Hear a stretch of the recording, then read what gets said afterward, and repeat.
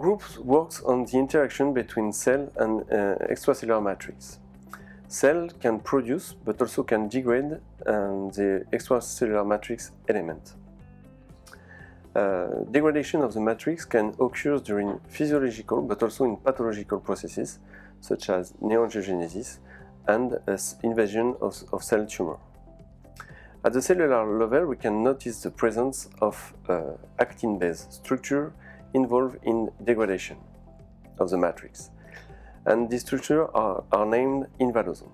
Invadosome is a general term enclosing podosome in normal cells and invadopodia in cancer cells. The degradation, this invadosome can be self-organized in different shapes, dots, aggregates and rosettes, and the activity of this invadosome is driven by metalloproteinases such as MMP2 and MT1-MMP. This is known for a long time that the couple MMP2-MT1-MMP is activated by the type 1 collagen fibrils. To study the activity of invadosome, a classical zymography in situ assay was used.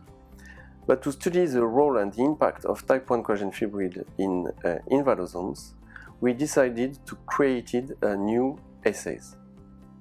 To this, we created a mixed matrix composed of gelatin and type 1 collagen fibrils. In this movie, in the first part, Elodie and Henriet will show you how we generate this kind of matrix. In the second part, Zakaria and Ezzoukhry will show you how we are able to measure the impact of type 1 collagen fibrils in the